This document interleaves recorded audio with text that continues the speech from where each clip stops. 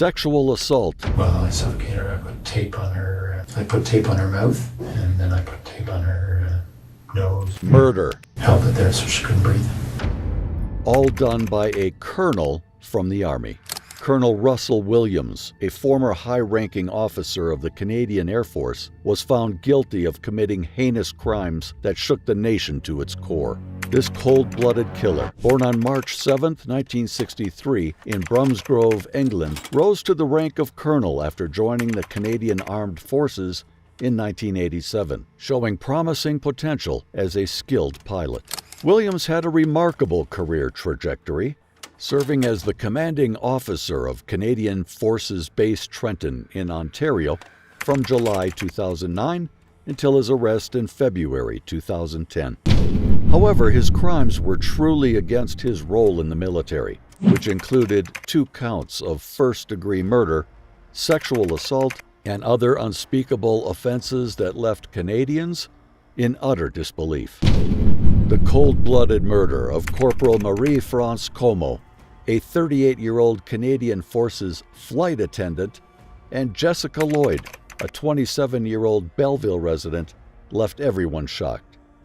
As Russell Williams sat in the interrogation room, little did he know that his freedom was about to slip away. Despite his confidence in his abilities to charm and persuade the detective, his fate was already sealed. He had no idea that this would be his last day as a free man, and the weight of the impending doom he faced was lost on him. Russell was confident that he could talk his way out of anything, but he was soon to discover that his crimes were too heinous for even his smooth-talking skills to save him. Make sure there's nice and clear. As you can see here, everything in this room is videotaped and audio taped. Check. You ever been interviewed by the police in a room like this before? I have never been interviewed like this. Oh, no? Okay. No. Let's get this set up there. I guess the closest interviewed by NIS for top secret clearance. Oh, yeah?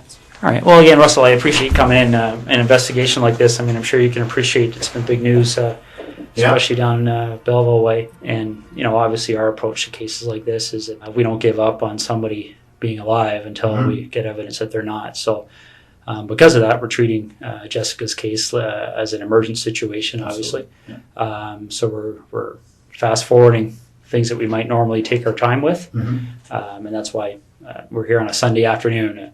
Sure. So again, I appreciate it. Okay. We're going to do a pretty thorough interview today. Okay. And the reason for that is because the last thing we want is to be calling people back again and again and again. Okay. So what we're going to do is we're going to go over a number of things, and I'm going to explain what all those are to you. Okay. I'm a big coffee guy. I don't know if you're a coffee guy or not, but I didn't want to drink in front of you. So no, I appreciate that. All right, go ahead. I could definitely. Are they black? Yeah, they're just black with sugar. The interrogation began on a friendly note, with the detective purposefully putting Russell at ease to build a sense of trust. The detective's approach was carefully calculated, as he aimed to make Russell feel comfortable enough to divulge important information. He even reassured Russell that the investigation would be thorough, implying that there would be no need to call him back. This statement was meant to lull Russell into a false sense of security, making him believe that he would be free to leave soon. However, the detective's true intentions remained concealed, as he built a case against the suspect with each passing moment. We all have our rights guaranteed under the Charter of Rights and Freedoms. Right. Okay. Now, Russell, just to avoid any confusion, because people do get confused when they're talked to by the police, is that you're obviously not under arrest here today. Okay. Yep. Anytime you feel you want to leave here, you feel free to do so. The door's not locked. Teresa will walk you down the lobby anytime you want. Okay. If there's anything that comes up in our interview today, Russell, that you feel you want to talk to a lawyer about, you just let me know. Okay. Sure. And the reason for that is I want to explain to you exactly what's going on here. Okay. Jessica Lloyd is one of 4 cases that we're currently investigating. Okay. Right. And essentially what's happened is over the past about 4 or 5 months, there have been 4 occurrences that, like I said, that we're looking into. Two of those occurrences occurred in September of 2009. Yeah. And very briefly, they were up in the Tweed area. Yeah. They involved somebody entering two different women's houses in the evening hours and committing sexual acts. Yeah. Okay. In November of 2009, a young lady by the name of Marie-France Comeau My people. was found murdered in her home in Brighton. Yeah. And we believe that there was a sexual component to that crime as well. Okay. And then most recently we have Jessica Lloyd's disappearance. Okay. So essentially, when you're looking at those kind of crimes, we're looking at a number of different potential criminal charges. All right. Absolutely. We're looking at issues all the way from the most serious one, which is first-degree murder, kidnapping, sexual assault, break and enter with intent to commit sexual assault, forcible confinement. Okay. And so what I want to make sure you understand, and this is what we've been doing with everybody we've been talking to, is that clearly when we find out who's responsible for one or all of those crimes, they could be charged with one or all of those offenses, okay, whether it's you or whether it's anybody else, all right? Absolutely. And that's why it's important that we make sure that people understand what they have to do and what they don't have to do when they're talking to us, okay? So as I said before, any point today you feel the need, you want to speak to a lawyer, you let me know, and we can take you to a room where you can do that in private, okay? Okay. Do you have your own lawyer? I have a realty lawyer, but Okay. no, I don't have a lawyer. All right. If at any point you want to make that call and you don't know who to call, we have a phone list of lawyers that are available to give you advice free of charge right over the phone. Okay. So again, if at any point today you want to take advantage of that, you just let me know. Sure. Is there any reason you want to call a lawyer now? No. Okay. A couple other fairly simple and straightforward things that you probably understand, but again, we go over them to make sure everybody's clear, is that you don't have to speak to me today. Okay? Okay. The detective meticulously reviewed the case with Russell, explaining the events that led up to the interrogation and the reason for its necessity. Despite the gravity of the situation, the detective made it clear that Russell had the right to consult with a lawyer at any point and that he was free to leave. However, the detective then posed a crucial question that would ultimately determine Russell's fate. Where were you on the day of the murder? With the stakes so high, Russell's response could make or break the case against him. Friday on the day I was at home most of the time. Most of the day I had a sort of a stomach flu. Okay. In Ottawa or Tweed? Tweed. In Tweed? Okay. Yeah. So we backtrack then. So all day Friday, you're at home. Yeah. And then what time do you leave to go to the base to sleep there on the Friday night? Not sure. Probably just, went in for just before bed. So I probably left Tweed at between 8 and 9 or so. Okay. And you get to the base and spend the evening there and get up for the 5:30? Yeah. Okay. That's right. So we backtrack from there. When did you arrive at your home at the cottage?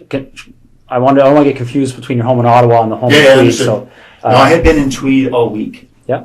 The week prior now.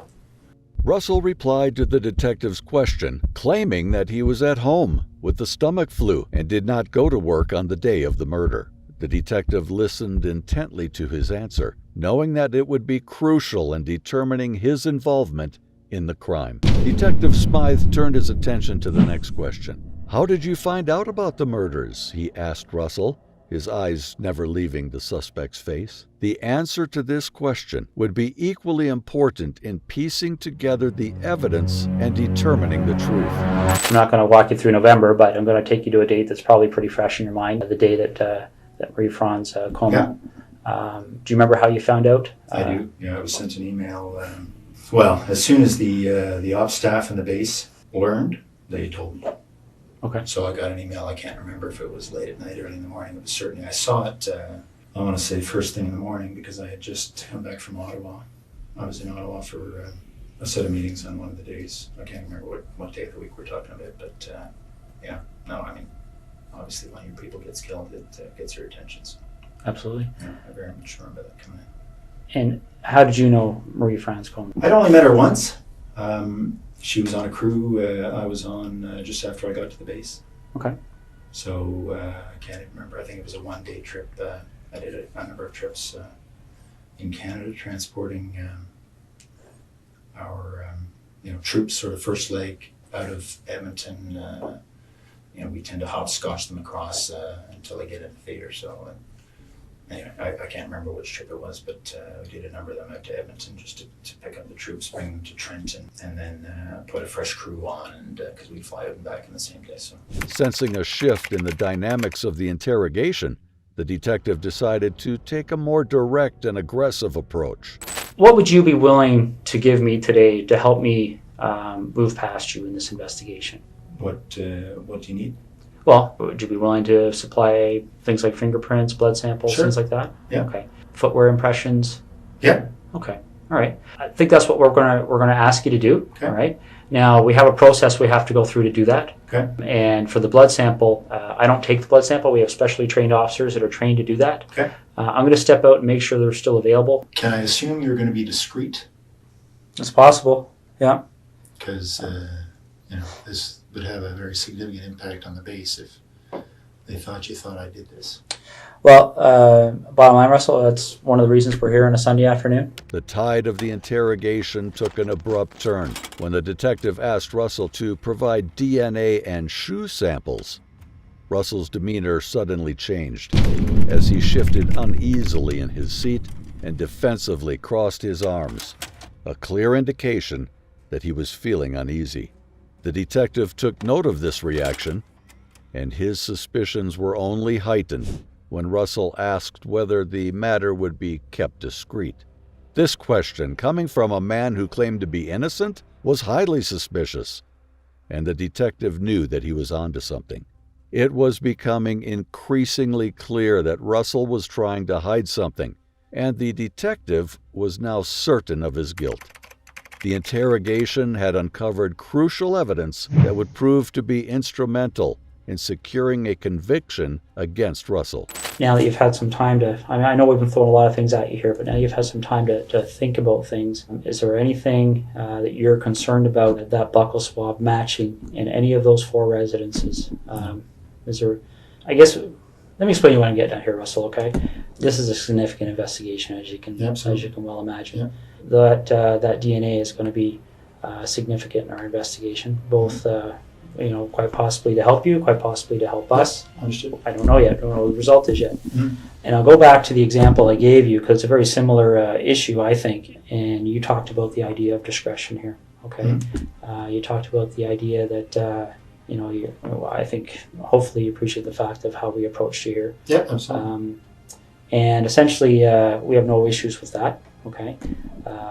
We talked recently about the whole idea of any unusual sex acts in your history. Mm-hmm. But another thing that can often happen in cases like this is that people become concerned about things like extramarital affairs, indiscretions along those lines. Mm-hmm. Is there any contact that you may have had with any of those 4 women that you may not want your wife to be aware of? Anything like that we should know about to try and explain why, if your DNA is found, it would help us understand why it may be there? Absolutely not. The detective's next question was a critical one, and it carried a subtle implication that was not lost on Russell. The detective hinted that if DNA evidence was found, it could be explained away as a result of an affair that Russell might have had with one of the women.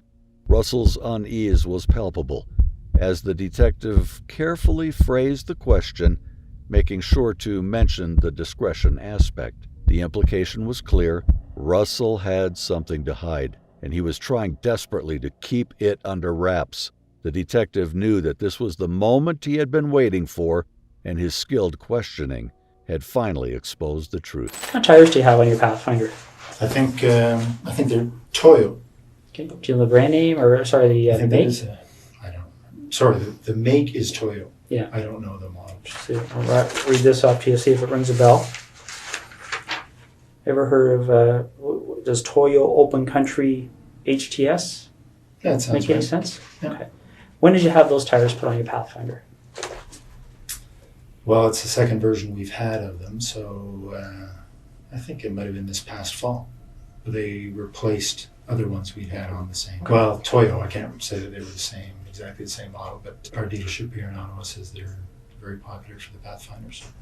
The detective then broached the topic of a recent renovation, all the while carefully planting subliminal cues that would help him uncover crucial evidence. He then shifted the conversation towards Russell's Pathfinder SUV, carefully watching for any signs of discomfort or hesitation. The detective was well aware of the tire evidence that had been recovered at the crime scene, and he knew that the tires on Russell's vehicle could be a crucial piece of evidence in solving the case. By bringing up the subject of the SUV in a roundabout way, the detective was trying to gauge Russell's reaction and see if he would reveal anything incriminating. One of the other things that they do to try and identify the type of vehicle that may have left those tires, well, is they do two things. They talk to witnesses, okay? There was a female police officer that actually drove by that location that evening and recalls seeing an SUV-type vehicle in the field to the north of Jessica Lloyd's house, consistent with a Pathfinder. Okay. Could maybe consistent with other things, but consistent with a Pathfinder. And they, what they also do to try and identify the type of the vehicle is they look at what they call the wheelbase width. Okay, because different vehicles, different makes, models have wheelbase width, so they can take those two sets of tire tracks, measure the distance between them, okay, and determine what the width is, and then they can enter that into a vehicle database, and it will spit out the types of vehicles. Okay, your Pathfinder's wheelbase width is very, very close to the width of the tires that were left in that field. Okay, do you have any recollection at all of being off that road? Despite the mounting evidence against him, Russell continued to deny any involvement in the crime, insisting that he had never been in the vicinity of the crime scene. However, the beads of sweat on his forehead betrayed his growing anxiety as he struggled to recall his whereabouts on the night in question. As they continued to talk, the detective left the room briefly, only to return with a damning piece of evidence that would finally shatter Russell's facade of innocence. So let me go out and see what's happening, and then I'll come back in and we'll hopefully continue. Okay? I told you when I came in here that I'm going to treat you with respect, and I've asked you to do the same for me. We talked about the whole idea of how we've approached you here. Okay, the trying to be as discreet as possible. Okay. But the problem is, Russell, is every time I walk out of this room, there's another issue that comes up, okay? And it's not issues that point away from you, it's issues that point at you, okay? And I want you to see what I mean, all right? This is the footwear impression of the person who approached the rear of Jessica Lloyd's house on the evening of the 28th and 29th of January, okay? All right? Now, I want you to keep in mind that this is slightly smaller, okay, in scale, okay? All right, that's not to scale. The footwear is actually bigger. If you look here on the ruler, you'll see that 1 inch is just slightly smaller than an actual inch, okay? But this is the way it prints off on the computer. I'm going to move this over so you can see what I mean, all right? Because essentially, when you're dealing with footwear impressions, we have a gentleman on the OPP who's basically world-renowned. His name is John Norman. And essentially, with footwear impressions, you're in a situation where you're pretty much in the area of fingerprints, okay? And essentially, what we're talking about here is, especially when you start adding in other pieces of information that support an investigative position, okay? This is a photocopy of the boot that you took off your foot just a little while ago, okay? Now, I'm not an expert in footwear impressions, so I rely on the experts. Footwear impressions are very much like fingerprint comparisons, okay? You take a look at this print, and again, this is one print. This person walked through, there's several different prints to compare, so we're going to get features off of one print to compare, features off of another print to compare. These are identical. Your vehicle drove up the side of Jessica Lloyd's house. Your boots walked to the back of Jessica Lloyd's house on the evening of the 28th and 29th of January. Okay? You want discretion. We need to have some honesty, okay? Because this is getting out of control really fast, Russell. The detective's voice took on a different tone upon his return, signaling that something significant had changed. He now had a mountain of evidence against Russell, leaving him no room for denial or evasion. The matching boots and tires were the final nail in the coffin, and Russell knew it too. The weight of the evidence was too much to bear, so Russell started to give up his stubbornness. He could not deny the inescapable truth any longer. You know there's only one option. What other option is there? What's the option? Well, I don't think you want the cold-blooded psychopath option. I might be wrong, okay? Because don't get me wrong, I've met guys who actually kind of enjoyed the notoriety, got off on it, got off on having that label, Bernardo being one of them. I don't see that in you. If I saw that in you, I wouldn't be back in here talking to you, quite frankly. But maybe I'm wrong. Maybe you got me fooled. I don't know. This is over. And it can have a bad ending where Jessica's parents continue to wonder where her daughter's lying. And I don't know. I mean, obviously, there's a huge search still underway, and it'll continue. It'll continue until her body's found. That might even happen tonight, for all I know. Once that happens, then I don't know what other cards you would have to play. Russell's demeanor shifted to one of despair as the weight of the evidence bore down on him. He knew he had been caught red-handed and was rendered speechless. His silence spoke volumes, and it was clear to the detective that he was getting close. Despite Russell's lack of cooperation, the detective remained persistent and urged him to reveal the location of the body. If Russell was genuinely innocent, he would have fought tooth and nail to prove it, but his silence only confirmed his guilt. Is she close to where she lives? I've got maps of that general area. Which town is she near? Why don't we start there?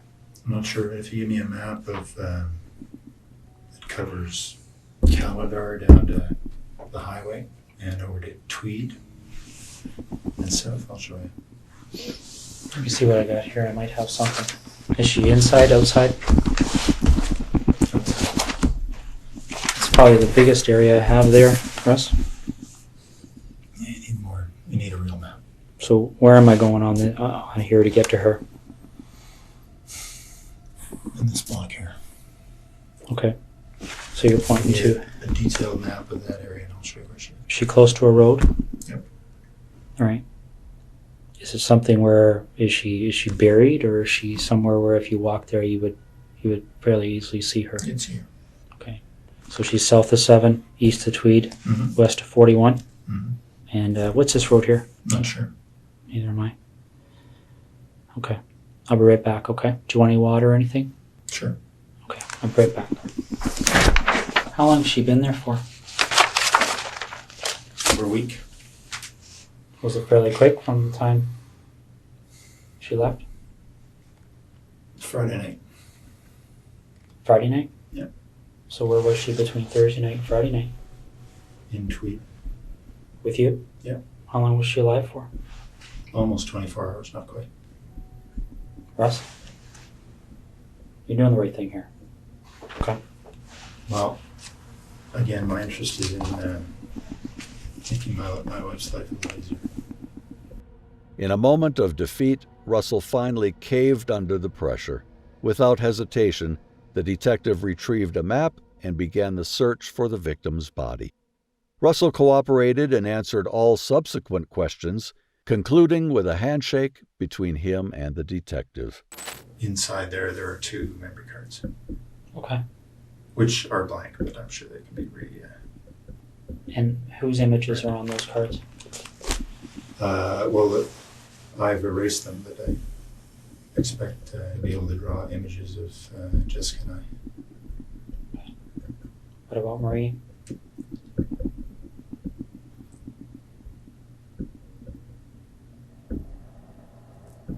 There may be images on there as well. And the 2 women from September? Yep. Okay. Do you have those images stored anywhere else? Yeah, there are 2 hard drives in the house in Ottawa. Russell made a full confession to the detective, including details about the pictures he had on his desk. Oh, there it is there. Okay. How far off the road is she? 40 feet. Is she covered with anything? She's wrapped up. In She's what? on the surface. A gray something or other cover. Okay. Barry, the obvious question I'm going to have for you is, when they go there, and they'll be there shortly, They're going to find her? Oh, yeah. Okay. I'll be right back. You look like you want to say something.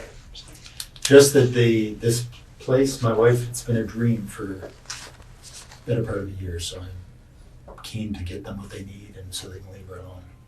Okay. Well, we're going to do our best to keep that as low-key as possible, okay? Russell provided detailed instructions to the detective on locating and recovering the body. Well, I suffocated her. I put tape on her. I put tape on her mouth, and then I put tape on her nose and held it there so she couldn't breathe. What kind of tape was it? Duct tape. What happened to it? Well, I took it with me and can't remember what actually I did with that tape, but probably threw it in the garbage. Did you use tape for any other purposes? As the detective continued the interrogation, he came to realize how twisted and evil Russell's mind was. How much underwear is in those boxes?